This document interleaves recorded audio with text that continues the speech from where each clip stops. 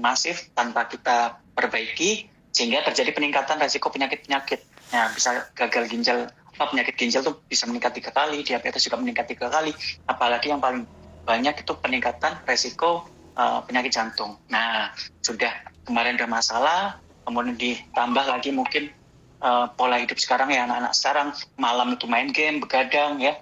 Kemudian kalau kadang-kadang minum kopi, kurang minum, tahan kencing kadang-kadang. Terus kemudian di pagi hari itu kondisinya nggak bagus, di booster lagi pakai minuman-minuman berenergi, minum air putihnya kurang, bahaya banget. Dan udah banyak kasusnya. Sudah di Jakarta itu peningkatan udah 2 kali lipat dari tahun 2021.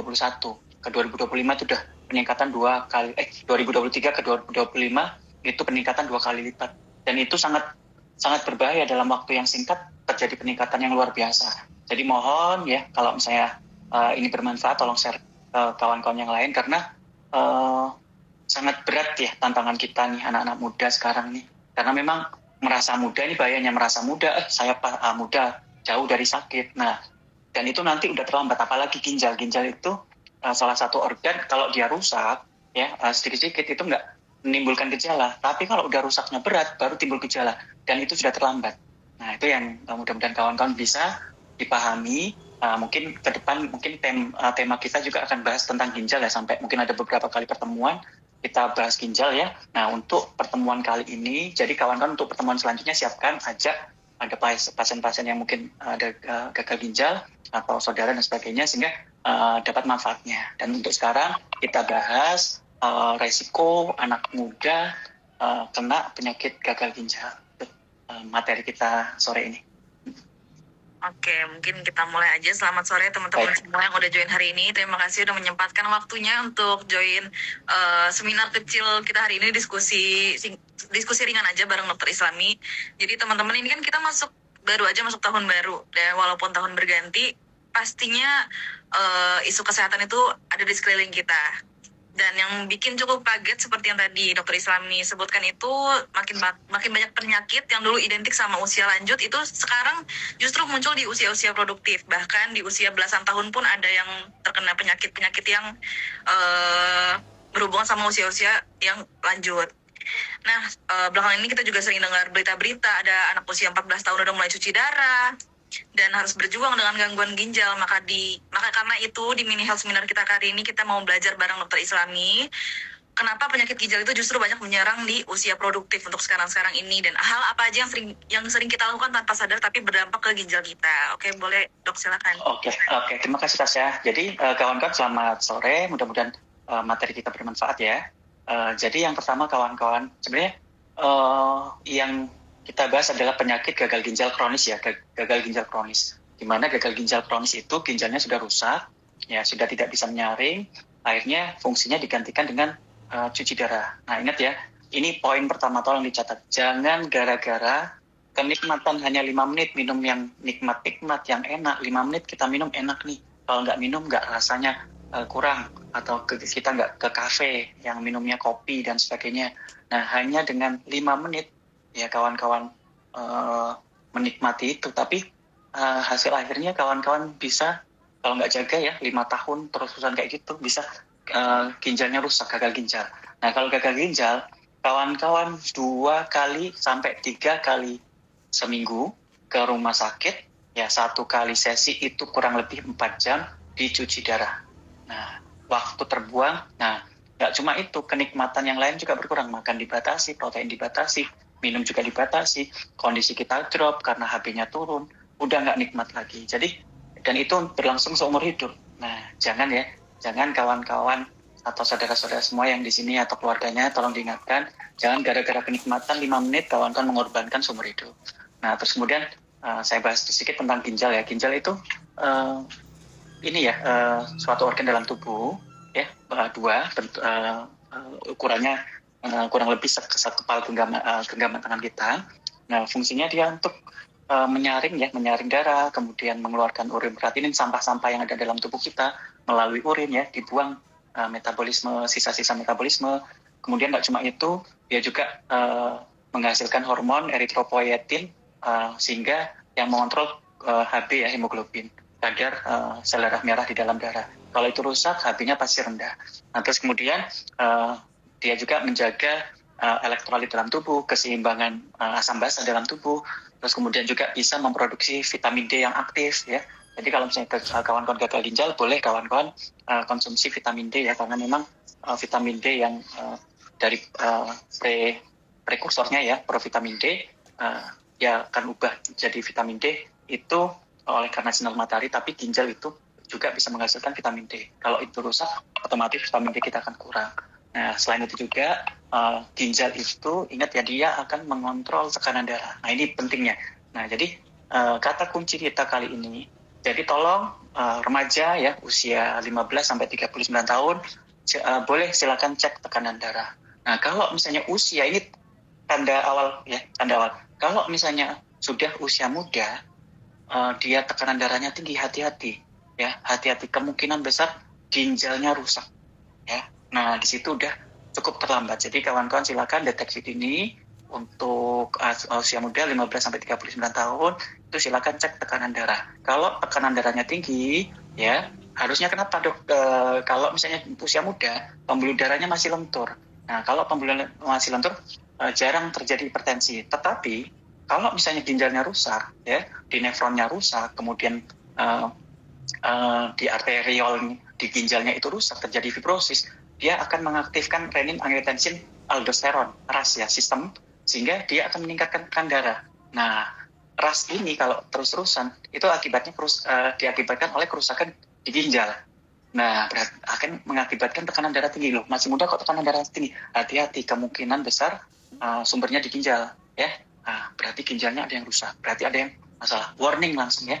Nah, jadi itu ya pesannya kawan-kawan, tolong ya dijaga ya yang di usia-usia muda, karena tantangannya tinggi. Tadi kita bahas COVID, meningkatkan resiko penyakit. Kemudian sekarang ya makanan, minuman berlomba-lomba dibuat semanis mungkin, karena manis itu punya edik ya, punya ini glukos crash ya, sehingga semakin kita makan semakin kita pengen terus. Nah, itu berbahaya. Minuman juga seperti itu, semakin kita minuman manis kita pengen minum lagi. Nah, itu sangat berbahaya, apalagi anak-anak zaman sekarang ya,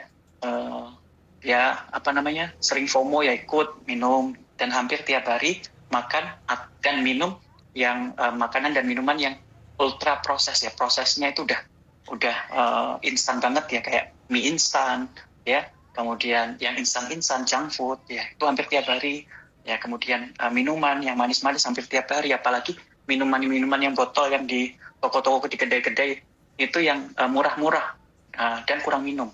Nah, itu bahaya, banyak banget ya, dan itu jadi catatan kita ya. Nah, jadi kita akan ambil kesimpulan, kenapa sih dok anak-anak muda zaman sekarang itu sudah ada yang gagal ginjal kronis ya. Oke, poin pertama ya, tolong dicatat. Yang nomor 1 ya kawan-kawan, nah anak zaman muda sekarang itu tingkat stresnya itu tinggi ya. Nah, tingkat stresnya tinggi, ingat kalau stres kortisol naik, gula naik, garam naik, sehingga metabolisme juga berantakan, ginjalnya juga naik ya. Itu memang stres, mudah marah, nggak kayak anak-anak zaman ya, karena main game terus ya, misalnya yang dihadapi itu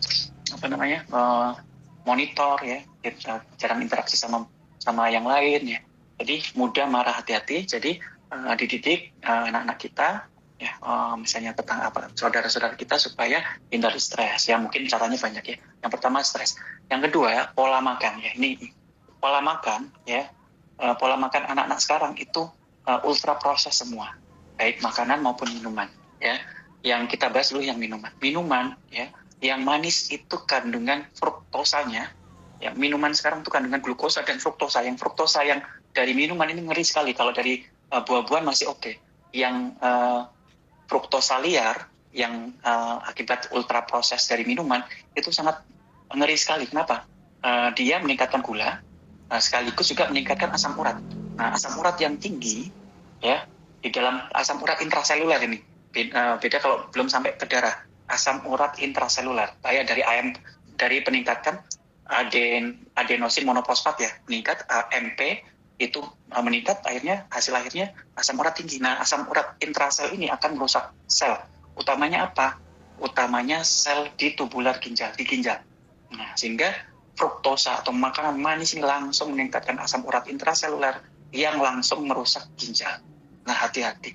Nah, kalau ini terus-terusan, akhirnya tubuh punya kecerdasan ya, merespon. Karena rusak, dia kadang-kadang untuk men-stop ya, tolong dong, ginjal saya ini udah ada mulai rusak. Kemudian dia mengeluarkan renin, angiotensin, aldosteron sistem yang mengakibatkan tekanan darah itu naik.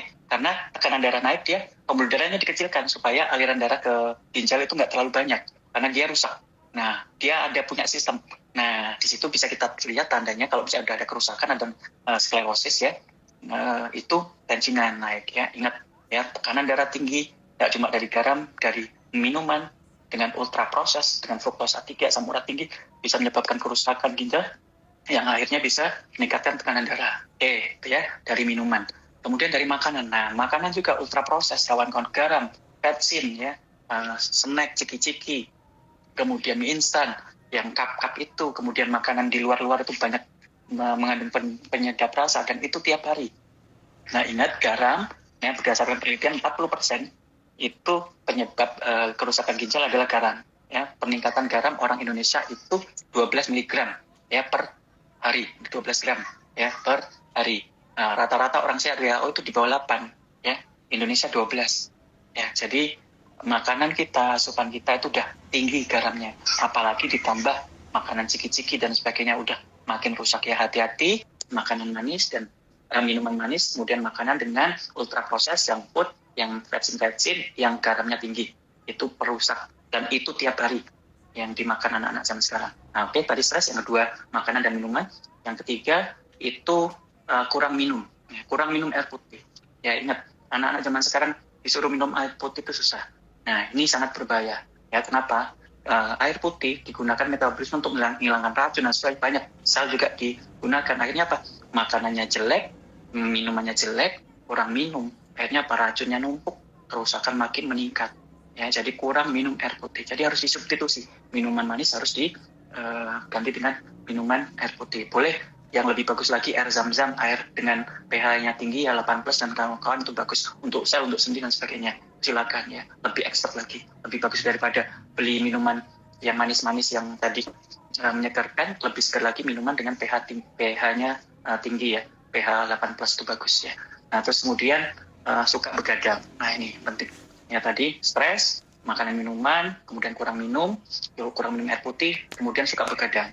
Kok anak-anak zaman sekarang ya, Gen Z sekarang ya, itu jarang tidurnya kurang dari jam 9 tuh di atas semua. Nah, itu tiap hari ya, kadang main game, kadang nongkrong dan sebagainya, bahaya banget. Kita udah sempat bahas begadang, fungsi 500 fungsi hati nggak bekerja ya, dan sebagainya, banyak ya. Kalau misalnya kita bahas kita begadang itu manfaatnya, sempat di Zoom juga ya, begadang itu apa saja yang rusak, nggak cuma hati ya, seluruh sel yang di dalam tubuh kita tidak bisa diregenerasi, racun tidak bisa dibuang secara optimal, kemudian usus ya juga tidak bisa terjadi autofagi ya, bahaya banget. Nah, jadi hasil akhirnya ya, kemudian yang kelima, karena ini fatal lagi, karena anak-anak Gen Z sekarang merasa muda ya, merasa sehat. Nah, ingat, ginjal itu dia silent killer. Nah, silent killer maksudnya apa? Tanpa gejala. Kalau udah rusak baru timbul gejala. Ya, baru organnya sudah rusak berat, baru ada gejala. Nah, jadi mental anak-anak Gen Z sekarang, saya masih muda, nggak mungkin saya sakit. Nah, di situ juga akan berakibat akhirnya nggak mau periksa, nggak mau cek tensi dan sebagainya, akhirnya sudah terlambat. Dan banyak banget. Ya, pasien saya, ya ini ketemu pasien yang masih muda, usianya di bawah 40 tahun, ada anak-anak, remaja, ada yang ya ibunya nangis cerita karena mau nikah, ya mau dia kurir, ya kerjanya kurir paket ya. Nah, jadi minumnya itu terus ya, minum minuman berenergi itu karena harus kejar sana kejar sini kan. Nah, minumnya bermasalah. Nah, mau nikah usia 24 tahun sudah kena gagal ginjal. Nah, banyak ya. Nah, yang terakhir, tolong ya, yang simpel, kawan-kawan, tolong jangan sering nahan pipis ya, karena di dalam tubuh kita punya rangsangan ya, urin yang sudah banyak kandungan sampahnya, itu dia akan merespon di dalam tubuh kita suruh buang. supaya tidak diserap lagi. Nah, jadi kalau misalnya kita sering tahan kencing, ada beberapa yang diserap lagi atau terbendung ya, yang dari ginjal yang harusnya turun ke kandung kencing terbendung, akhirnya sampah diserap lagi. Nah, jadi gampang rusak. Nah, terus kemudian nahan kencing juga bisa menyebabkan infeksi. Nah, nahan kencing juga bisa menyebabkan penebalan dari dinding vesika urinaria atau kantung kencing, sehingga kawan-kawan besok kalau udah tua gampang prostat, kadang sering ngompol juga. Nah, manfaatnya nggak bagus ya. Jadi jangan sering nahan pipis, dan nggak cuma untuk kesehatan ginjal juga, dan untuk kesehatan seksualitas juga ya, alat kelamin dan fungsi ekskresi dari saluran kencing dan kawan-kawan itu juga akan sehat. Nah, jadi tolong ya, ini tolong dicatat ya, dan tolong diedukasi. Jadi edukasinya seperti apa, Dok? Ya jelas. Yang pertama, stres berarti hindari stres ya. Bercengkramalah kalau misalnya orang tua sama anak ya, jangan sering-sering bercengkrama, bercanda, ngomong-ngomong yang nggak jelas itu ya nggak apa-apa, silakan ya, karena memang pada dasarnya stresor itu timbul tidak ada pelampiasan atau ada media untuk menyampaikan, sehingga dipikir sendiri stres ya. Jadi hindari stres anak-anak atau saudara dengan komunikasi yang baik antara keluarga ya, support dan lain sebagainya. Nah, yang kedua, makanan yang jelas ya, tolong makanan mulai sekarang ya, makanan harus dihindari minuman yang manis, storet ya, nggak ada lagi minuman manis ya, karena nggak cuma minuman manis, tantangan kita nggak cuma minuman manis, banyak banget ya penyakit, virus dan sebagainya, banyak banget sekarang ya. Jadi coret tuh minuman manis. Dok, kalau misalnya sebulan sekali boleh, bagus ya, nggak apa-apa, silakan. Kalau kita bisa jaga, kita bisa minum manis itu bisa lebih lama, maksudnya mungkin 2 minggu sekali kita bisa minum sekali ya, sebulan sekali itu bisa berlangsung lebih lama. Tapi kalau kita tiap hari, ujung-ujungnya kalau udah rusak selesai ya minuman manis. Yang kedua, makanan ya, makanan yang kandungan garamnya tinggi, vetsin ya, ultra proses ya, junk food, tolong banget jangan ya. Anak-anak gimana bekal kayak gimana itu kreativitas ya, banyak ya, caranya banyak banget, sehingga orang-orang ini makanannya yang sehat ya. Nah, terus kemudian minum air putih. Ingat ya, saya kasih trik aja simple. Kawan-kawan minum 1 jam, anggap kita aktif di 12 jam 8 pagi sampai jam 8 malam ya, itu 12 jam. Jadi selama 12 jam kawan-kawan minum 200 cc, 1 gelas ya. Nah, minumnya nggak langsung banyak, minumnya setengah gelas, setengah jam. Nah, fungsinya bagus ya. Kalau kita minumnya bertahap, tidak membebani ginjal, nggak membebani jantung, ya, sel juga tidak mengalami dehidrasi, sendi-sendi juga aman, nggak sering sakit pinggang, nggak sakit lutut, karena kalau dehidrasi yang konsentrasi airnya yang paling tinggi itu akan hilang dulu, ya. Nah, jadi kawan-kawan tolong banget ya, minum air putih 1 jam 1 gelas, ya, 1 jam 1 gelas dari jam 8 pagi sampai jam 8 malam, ya. Nah, terus kemudian ingat, untuk stres tadi saya lupa, saya tambahin, tarik nafas ya, tarik nafas dalam 4 detik, keluarkan 5-6 detik ya, itu 1 jam 10 kali. Bagus ya untuk kesehatan ginjal, jantung dan sebagainya, banyak banget ya. Karena pernafasan, kalau ingat ya kawan-kawan, kalau misalnya ke rumah sakit, kalau kondisi pasien berat, yang dilakukan dokter pertama kali kasih oksigen ya, karena oksigen sangat penting ya untuk otak, untuk sel, asam basal dan sebagainya. Jadi tolong ya, untuk stres, untuk melindungi juga tubuh kita, itu oksigen ya. Tarik nafas dalam 1 jam 10 kali ya. Nah, terus kemudian tadi makanan, stres, makanan, kemudian minum air putih. Yang terakhir, yang keempat, begadang. Tolong ya, boleh begadang, ada lagunya Roma Irama ya, tolong, ada artinya ya. Tapi tolong kawan-kawan, kalau begadang cepat tua, regenerasi sel rusak, waduh, sel kanker dan sebagainya, aduh ya. Apalagi kawan-kawan ingat, makanan kita di sekitar kita itu bahaya, pabrik mengeluarkan limbah sembarangan di sungai dan sebagainya, yang kemarin ketahuan itu ada radioaktif ya, zat kanker ya, bahaya banget. Apalagi kita nggak tidur ya, nggak bisa diregenerasi ya, udah ya, selesai. Jadi tolong ya, ingatkan saudara kita, anak kita, keluarga kita, tolong jangan begadang boleh, jangan tiap hari ya. Kalau ada artinya ada, silakan. Tapi kalau misalnya nggak ada gunanya main game dan sebagainya, tolong jangan ya, jangan. Karena tubuh punya kecerdasan yang luar biasa mempertahankan kita ya, mempertahankan kesalahan kita. Tapi kalau kita terlalu nakal, nggak tahu diri, kecerdasan itu akan rusak. Ya, kecerdasan di dalam tubuh kita akan rusak. Akhirnya apa? Ngamuk dia. Akhirnya apa? Semua sistem di dalam tubuh kita yang bagus akan hancur ya. Oke, tidur. Yang terakhir, jadi apa tadi? Yang terakhir ya. Lupa saya. Jadi minum air itu begadang. Oke, ini tuh ya. Iya, terakhir maaf, olahraga. Nah, jadi untuk olahraga ya kawan-kawan, olahraga yang paling bagus, jelas kemarin sudah saya sampaikan, olahraga yang paling bagus adalah aerobik boleh ditambah penguatan otot ya, pembesaran otot, massa otot, fungsinya banyak, udah di jurnal banyak banget ya. Massa otot itu sangat penting untuk cadangan gula disimpannya di situ, cadangan lemak disimpannya di situ, sehingga darah nggak kelabakan nyari tempat. Kalau darah kelabakan nyari tempat, dia akan nyari tempat lemak ya, lemak visceral, akhirnya penyakit, diabetes dan sebagainya.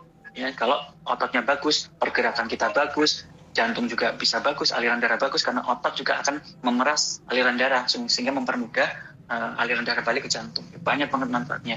Nah, terus kemudian dok, kalau misalnya nggak bisa, olahraga apa? Olahraga squat ya, basic dari apa namanya, nge-gym ya, otot kaki ya, perbaiki otot kaki dulu ya, kaki dan paha, squat aja ya, squat gitu ya, itu kawan-kawan stretching aja, itu adalah dasar. Kalau nggak bisa olahraga, setidaknya bangun tidur sama sebelum tidur kawan-kawan squat aja, kalau nggak ada waktu ya, kan bangun tidur bisa lah squat 40-50 kali gitu ya.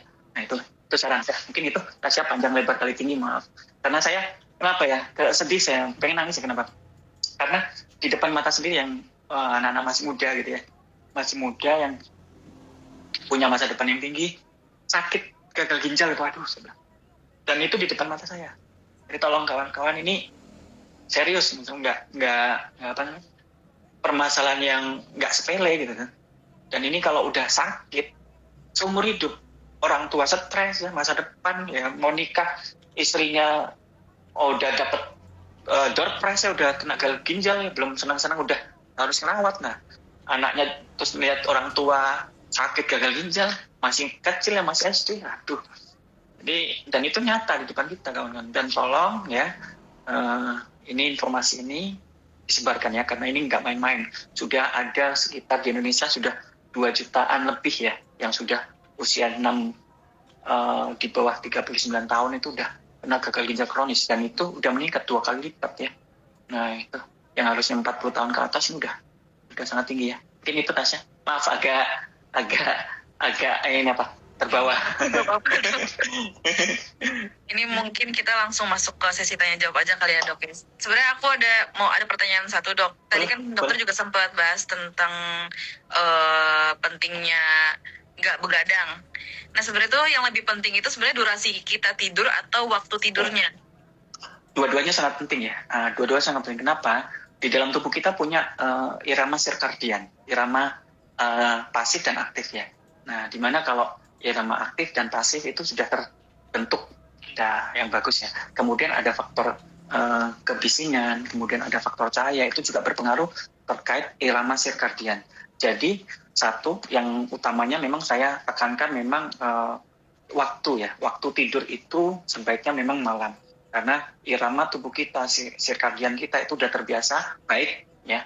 Nah kalau udah berubah, nanti terjadi perubahan yang mungkin nggak maksimal, regenerasi dan sebagainya. Jadi malam. Nah setelah malam, karena banyak ya, kalau malam itu kan kayak rapid eye movement, kemudian kebisingan, kemudian ada hormon endorfin yang memang keluar juga pada saat tenang, hening, dan malam, itu juga akan lebih optimal. Nah kemudian yang kedua adalah durasi. Memang durasi saya harapkan memang sehari 8 jam. Ya. 8 jam itu boleh kawan-kawan untuk sunah rasul ya, untuk di siang boleh kawan-kawan take a nap ya. Take a nap tuh tidur sejenak untuk merelaksasi dari otak, itu kurang lebih 15 menit ya. 15 menit sampai kurang lebih 15 menit lah.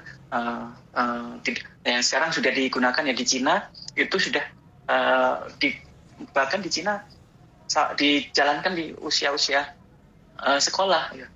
Harus tidur siang. Karena tidur siang itu manfaatnya sangat luar biasa ya, stres berkurang, otak juga bisa istirahat. Nah itu boleh. Jadi intinya dalam satu hari total kita butuh waktu untuk tidur itu 8 jam ya. Untuk waktunya yang terbaik adalah malam hari.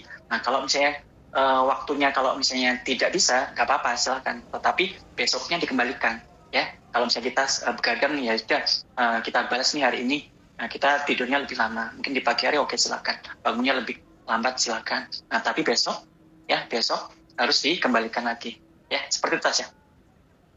Nah, mungkin ada follow up question lagi dok. Gimana kalau orang yang harus kerja di jam malam atau subuh? Jadi itu mensiasatinya gimana dok biar nggak merusak ginjal? Nah, jadi kawan-kawan nggak mungkin orang-orang yang itu zalim banget PT-nya ya kalau misalnya nggak dirotasi ya. Nah, jadi kayak di kedokteran ya, kayak keperawat. Jadi kita ada shift ya. Jadi shift pagi, sore, malam, libur-libur.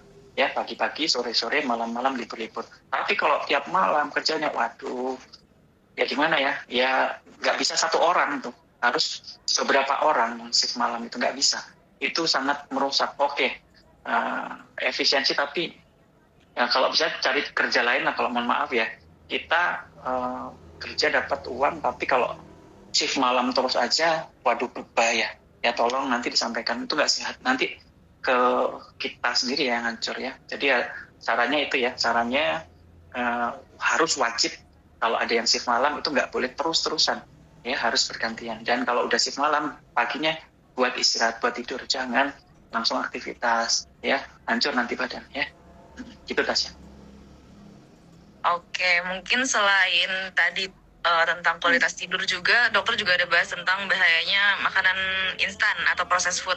Ada yang nanya nih dok, kalau makan mie instan seminggu sekali boleh nggak dok? Nah, jadi gini kawan-kawan, saya tidak melihat satu permasalahan itu dari satu titik aja. Mohon maaf nih, saya saja sering melakukan kesalahan gitu. Ya, sering melakukan kesalahan. Nah, jadi kalau bisa tidak. Kenapa? Saya nggak yakin, dok saya makan mie instan 1 kali seminggu, tapi yang makanan-makanan yang lain atau yang rusak-rusak yang lain itu dilakukan. Nah ya, jadi boleh ya, asal yang lain bagus. Nah itu syaratnya. Boleh, asal olahraganya bagus, minum air putihnya bagus, minuman manis nggak ada, silakan ya. Tapi kalau misalnya minuman manis nggak kontrol, jangan. Karena di dalam tubuh kita kemungkinan udah ada rusak, ditambah rusaknya ya. Saya tidak melihat dari satu sisi aja ya. Kalau bisa kita cegah ya. Makanan yang lain yang sehat banyak kok ya, tapi boleh asal yang lain bagus, gitu aja simpelnya. Oke Tasya. Yang berlebihan itu nggak baik ya dok. Kalau misalkan masih dalam batas wajar harusnya masih oke aja berarti. Dan ingat betul ya, ini bervariasi. Jadi makanan jangan itu aja, kalau bisa bervariasi ya. Jangan homogen semua, kayak sawit semua nggak boleh ya. Ini ada yang nanya lagi nih dok, bagi penderita diabetes bagaimana cara mengurangi dampaknya ke ginjal? Oke ya, ingat ya, kalau diabetes 40% orang gagal ginjal itu awalnya diabetes, 40% gagal ginjal awalnya hipertensi. Jadi total hipertensi dan diabetes itu 80%. Parahnya hipertensi sama diabetes juga saling berkawan dengan mekanisme yang memang panjang, dia berkawan. Nah, oke ya, jadi hati-hati kontrol gula sama diabetes. Jadi ingat, gula harus terkontrol. Nah, kemudian untuk makanannya jelas ya, kemarin kita udah bahas gimana.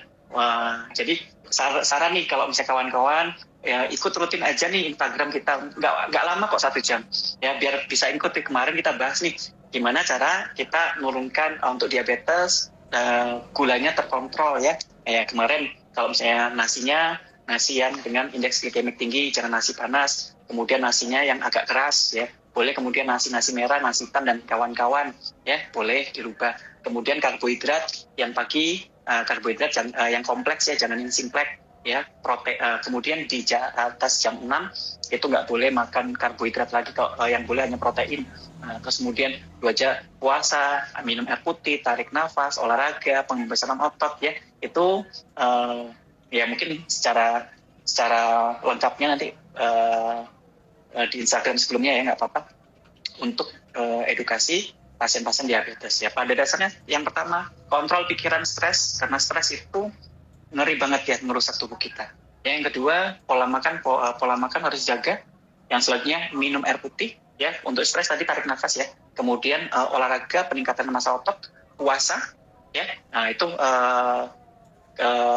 substitusi juga makanannya. Jadi itu konsep-konsep kawan-kawan supaya bisa sehat dari diabetes, sehingga pada akhirnya nanti juga akan berakibat ginjalnya sehat. Ya, kalau ginjalnya gulanya tinggi terus tidak terkontrol, kerusakan di nefron akan tinggi. Jadi kontrol gulanya dengan cara kontrol karbohidrat ya, berobat ke medis dokter. Lanjut, jangan lupa konsumsi AFC ya. Ada pasien saya gagal ginjal, alhamdulillah, yang membuat saya tertarik di AFC dan bikin saya bengong ya. Pasien saya gagal ginjal dengan hipertensi tinggi ya 200 mmHg ya, 200 ya, tensinya 200 mm raksa, itu akhirnya ginjalnya mengkerut kecil. Nah kemudian cuci darah, sempat masuk ICU 5 hari. Alhamdulillah ya, waktu itu saya nggak tertarik sekali sama AFC, tetapi ada orang yang ngasih AFC luar biasa pulihnya dalam arti sudah 2 tahun lebih nggak transfusi darah karena HB-nya rata-rata 11, kualitas hidupnya bagus ya, karena sudah saya baca-baca jurnal, peningkatan kualitas hidup sebesar 80% lebih kita konsumsi AFC. Kemudian kemungkinan untuk lepas dari cuci darah yang awalnya 0% itu naik ke 5-15%. Ya, memang rendah. Cuma dari 0 ya, yang tidak ada harapan naik ke 5-15%. Kita nggak bisa tahu nih, kita masuk ke 85% atau 15%. Ya, tetap pola hidup kita jaga, konsumsi AFC ya, kemudian hindari stres ya, kontrol medis rutin ya. Karena memang medis sejatinya dia membantu kita untuk mengontrol supaya kerusakan tidak berlanjut. Fungsi AFC mengembalikan ya yang rusak-rusak supaya regenerasi. Jadi mengkombinasikan medis dengan AFC luar biasa, maksimal hasilnya. Ya, itu Tasya. Oke, ini ada pertanyaan menarik nih dok. Kalau minum obat pereda nyeri untuk HEAT tiap bulan itu masih aman atau bisa merusak ginjal? Aduh, betul. Ada satu lagi mungkin saya terlupa ya, maaf ya. Ada di TikTok ya, saya beli obat batuk ya, dikit-dikit minum obat nih. Belinya pun nggak aturan, dia beli 1 box ya. Nah, obat-obat sakit kepala dikit minum, sakit kepala, pokoknya gampang banget kan, hati-hati. Salah satu perusak ginjal itu adalah obat-obat NSAID ya, non-steroid anti-inflamasi drug. Ya, jadi obat-obat penghilang rasa nyeri ya, yang berlebihan dikonsumsi terus-terusan juga bisa menyebabkan kerusakan ginjal. Ya, hati-hati. Ya, jadi untuk nyerinya yang sakit haid ya, atau sakit kepala yang dirasa nggak berat ya, cukup istirahat, banyak minum ya. Kemudian ada yang obat-obat yang ringan ya, konsultasi ke dokter. Tapi intinya jangan konsumsi yang ngawur berlebihan terus-terusan, itu juga akan menyebabkan kerusakan ginjal. Itu Tasya. Terima kasih diingatkan. Ada satu poin itu tadi lupa, minum obat yang nggak ada takaran, minum herbal, jamu ya, minum minuman yang berenergi, soda-soda itu yang berlebihan tiap hari yang bikin rusak ya. Kalau untuk ginjal itu kan penting penuhi asupan mineral ya dok. Kalau misalkan untuk minuman elektrolit gimana dok, yang kemasan-kemasan gitu? Oke, jadi gini, kita kan untuk elektrolit juga ada hitungannya ya. Nah, elektrolit juga nggak boleh berlebihan, nggak boleh kurang. Ya, jadi kalau untuk minuman elektrolit, mungkin kalau untuk kita bahas merek ya, Pocari Sweat itu boleh kawan-kawan ya. Cuma ingat ya, Pocari Sweat juga agak manis ya, hati-hati. Ya, jadi tetap ya minuman elektrolit ya kalau butuh ya. Tapi kalau enggak, air putih jauh lebih bagus ya. Karena ingat, rasanya manis ya. Manisnya kita lihat ya, ada kandungan fruktosa, glukosa dan sebagainya. Cuma kalau misalnya habis olahraga ya, kita ini boleh itu, karena kalau olahraga kebutuhan elektrolit akan meningkat. Kalau misalnya kita nggak olahraga ya minum air putih jauh lebih bagus ya, jauh lebih bagus air putih. Kalau olahraga boleh silakan minuman elektrolit ya, silakan. Kalau penggantinya air dengan larutan garam itu gimana dok? Nah jadi ini air dengan larutan garam itu gini kawan-kawan ya, kadang kita ingat ya, kalau misalnya kita kekurangan elektrolit, kayak salah satunya contoh diare, muntah ya. Kalau diare itu memang salah satu yang murah, saya sering ngajarkan kawan-kawan untuk ngasih larutan gula garam, itu boleh ya. Tapi ingat, karena ada kebocoran ya. Jadi caranya minum 200 cc ya air hangat, kasih garam sepucuk tehnya, sepucuk sendok teh, gulanya 1 sendok teh ya, diaduk. Nah sekali diare minum itu, silakan boleh ya, boleh dengan catatan untuk air elektrolit tadi, kalau kita dehidrasi atau menser dan sebagainya. Tapi kalau misalnya kita kondisi biasa, air putih jauh lebih bagus ya. Nah ini penting nih dok, kalau ginjal sudah bocor minum air tetap. Nah, jadi untuk gagal ginjal, ya intinya gagal ginjal, ya sudah stadium terminal, stadium 5. Nah, itu ada perhitungan perhitungan minumnya. Jadi 500 sampai 800 cc plus jumlah air, jumlah kencing. Ya, kalau misalnya kencingnya 200 cc, berarti 500 sampai 800 atau ya, kita anggap 800 cc plus 200 cc. Jadi 1 liter sehari cuma boleh masuk air itu 1 liter. Nah, 1 liter ini nggak dari minuman air ya, karena makanan juga ada kandungan airnya. Sekitar air itu kalau dari makanan kurang lebih 20-40% kandungan airnya ya, dan menghasilkan air. Jadi nanti dihitung ya, nanti sisanya baru boleh minum air. Ya itu nanti ada perhitungannya, Siuing ya. Kalau sudah ginjal bocor ya, nggak apa-apa, besok nanti untuk topik-topik selanjutnya nanti kita akan spesifik. Tapi kalau spesifik itu ini medis banget, nanti susah ya. Nanti salah diterapkan, nggak bisa. Bagus memang konsultasi. Jadi kalau untuk gagal ginjal memang ada aturan minumnya, nggak boleh kurang, nggak boleh lebih. Nah itu Tasya. Ini ada juga yang nanya, dok, anak saya ginjal dari bawaan lahir, perutnya buncit banget, mohon solusi dan masukannya, dok. Gagal ginjal sejak bawaan lahir ya?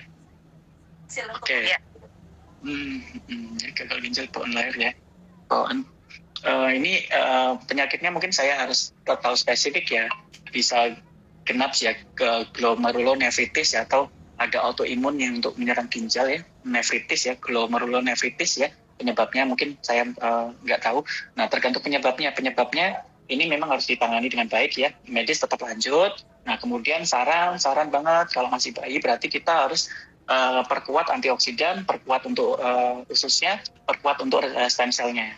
Jadi boleh kawan-kawan untuk kasus ini, boleh kawan-kawan kita booster aja. Itu konsumsi AFC 2 pasang ya, suba usu ya, pagi sama malam. Boleh. Intinya 4 pasang sehari, butuh 4 pasang sehari, 4 saset sehari.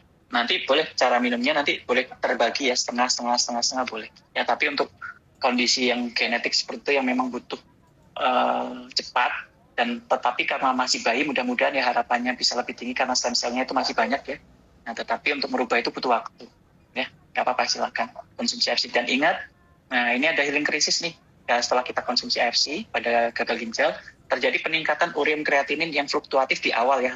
Jadi tubuh setelah konsumsi enak ya, tapi nanti setelah kondisi bagus, dia sistem imun naik, dia akan fungsinya mencari sel-sel di dalam tubuh kita yang rusak, dihancurin. Nah, sel yang rusak itu menghasilkan ureum kreatinin loh ya, bukan dari suba usunya.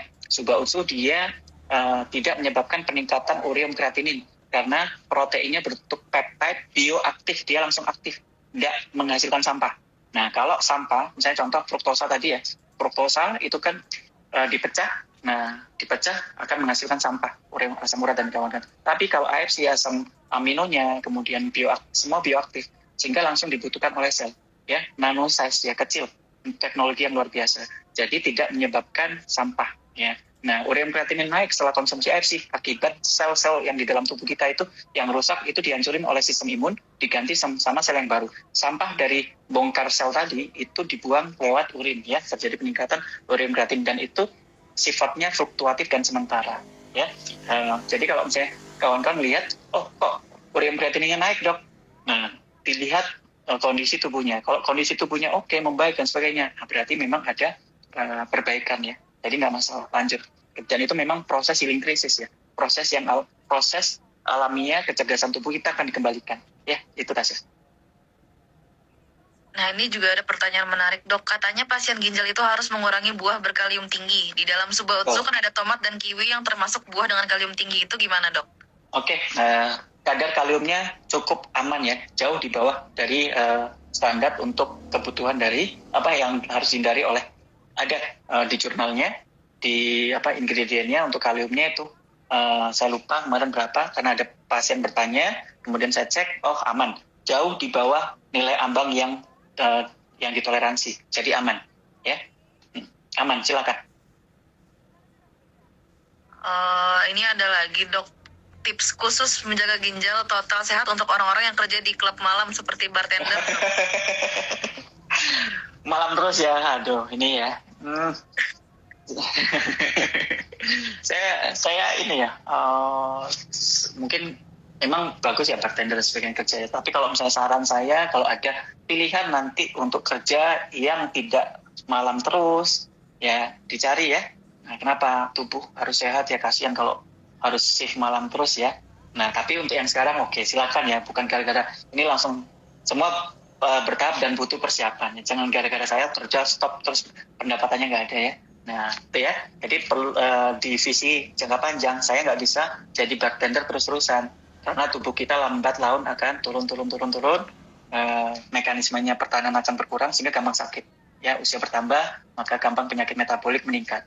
Ya, oke, satu, cari kerjaan yang nanti lebih oke ya. Bikin sendiri, resto sendiri ya, yang pagi itu bisa kan udah punya ilmunya misalnya. Nah, yang kedua, jadi tetap ya, kalau misalnya tetap kawan-kawan malam nih dok selama 1 tahun ya habis shift malam tolong ya udah ya apa-apa daripada nggak ada istirahat, tetap ya konteksnya 8 jam sehari ya untuk waktu tidurnya, dengan catatan nggak boleh bising, harus gelap ya, nggak boleh bising dan harus gelap. Kenapa? Bising akan ada sel-sel yang akan membutuhkan energi, respon ke otak, sehingga deep sleep-nya nggak terjadi, sehingga endorfin nggak tinggi, growth hormone nggak naik, sehingga regenerasi nggak jalan. Kemudian sama juga cahaya juga ada rapid eye movement, juga ada reseptornya, sehingga tidurnya nggak nyenyak. Akhirnya apa? Akhirnya regenerasi nggak jalan juga. Ya, jadi boleh silakan. Kalau misalnya tidur tetap ya 8 jam ya habis jaga, ya jangan melalak lagi ya. Kemudian tetap yang lain sama ya, makanan, minuman, olahraga, dari stres ya, obat-obatan atau jamu-jamuannya hati-hati sama ya, itu sama, edukasinya sama. Jadi yang untuk beda tadi visinya harus dirubah, sama pola tidurnya mungkin nggak maksimal tapi kita seoptimalkan mungkin lah dengan kondisi. Itu Tasya. Oke, mungkin untuk pertanyaan terakhir nih dok, selain menutup juga peranan Suba, Utsu, dan Hikari untuk ginjal tuh gimana dok? Oh bagus ya, Suba, Utsu, Hikari. Nah Suba jelas ya, ingat ya, yang dibutuhkan tadi asam urat tinggi. Asam urat tinggi akan menyebabkan ROS naik ya, radikal oksigen spesies naik ya, peradangan di mana-mana, utamanya peradangan di dalam tubular ginjal, di sel ginjal. Jadi butuh antioksidan. Antioksidan terkuat salah satu nutrisinya ada glutathione dan kawan-kawan, dan itu semua ada di Subarashi Utsukushi. Dua-dua. Jadi kerusakan akan berkurang. Nah selanjutnya, Utsukushi kekuatannya itu memperbaiki usus. Ingat, sumber penyakit awalnya semua dari usus, baik asam urat, kolesterol ya, yang sampah-sampah. Nah itu semuanya di usus yang akan masuk merusak di darah. Nah kemudian kalau usus bagus, nutrisi yang baik akan masuk, nutrisi jahat nggak masuk. Yang selanjutnya lagi, kalau usus bagus, sistem imun bagus. Nah dengan sistem imun bagus, kita nggak gampang sakit, nggak memperberat kerja tubuh. Dengan sistem imun yang bagus, regenerasi mulai bisa dijalankan. Jadi sel-sel yang rusak bisa diganti dengan sel yang baru. Ditambah Subarashi stem cell. Stem cell itu mahal kali kawan-kawannya. Nah ini langsung meregenerasi. Pasien saya banyak yang matanya buta, balik lagi udah bisa ngeliat lagi ya, itu regenerasi. Dan itu kuat oleh stem cell ya, kuat dengan Subarashi. Dia mengaktifkan banyak ya growth hormone ya yang ada di dalam tubuh kita, salah satunya insulin-like growth factors ya, insulin-like growth factor ya, itu juga bisa menyebabkan regenerasi. Nah terus kemudian Hikari jelas disempurnakan oleh Hikari. Kenapa? Hikari cocok untuk kasus-kasus gagal ginjal dengan yang sudah stres ya, udah lama stres, nggak sembuh-sembuh ya, dengan panik dan sebagainya, lebih nyaman. Kenapa? Hikari 100% nutrisinya ke otak ya, ke otak, dan di tempat lain bisa juga, cuma ingredientnya itu bagus di otak dan saraf-saraf yang besar, sehingga apa? Otak jadi stabil, hormon jadi bagus ya, tidur jadi lebih oke ya, kemudian pengaturan neurohormonal juga bisa lebih sempurna lagi. Karena sejatinya kesehatan itu ya nggak cuma dari satu saja, tapi berbagai macam aspek ya, yang dari somato, psiko, sosial ya. Somato tubuh, tadi Suba, Utsu, jagonya. Psikologis juga somato itu tubuh ya, Suba, Utsu, Hikari jagonya. Kemudian psiko itu Hikari juga jago banget ya, karena otak ya, stres itu semuanya di otak. Nah sosial ini penting ya, dengan adanya kita bergabung di AFC ya, dengan support system ini Jadi kawan-kawan nggak merasa sendirian, ya, stres hilang, jadi kesehatan bisa lebih sempurna ya, karena kesehatan itu terdiri dari tubuh, sosial, dan psikologis. Itu Tasya. Oke, terima kasih banyak dok untuk penjelasan hari ini. Ini juga semoga obrolan hari ini tuh sebagai pengingat juga buat teman-teman bahwa penyakit ginjal itu sebenarnya nggak memandang usia, tapi itu juga erat kaitannya sama gaya hidup setiap hari, pola makan juga. Semoga obrolan kita hari ini jadi insight juga buat teman-teman supaya kita setiap harinya bisa mulai aware sama kesehatan kita sendiri. Buat teman-teman juga jangan lupa karena besok kita juga masih akan ada seminar kesehatan melalui Zoom-nya AFC. Jangan lupa untuk join dan juga jangan lupa juga untuk join semua Zoom-nya AFC dan acara-acara AFC yang lain. Oke, terima kasih banyak dokter untuk hari ini. Terima kasih juga buat satu lagi Tasya, boleh? Boleh dok. Tanya dokter, kalau pasien mengalami sering kencing tiap jam dan bila kencing selalu nggak lancar. Nah, biasanya kalau kayak gini ya itu biasanya ya harus diperiksa memang infeksi saluran kencing atau enggak prostat ya. Nah, itu ya. Kalau diabetes itu nggak sampai nggak lancar ya, cuma lebih sering ya, sering ditambah lagi gitu ya. Oke, mudah-mudahan menjawab Mama Answer. Tasya, terima kasih. Oke, terima kasih teman-teman. Di awal tahun ini semoga kita semua bisa lebih aware sama kesehatan. Semoga kita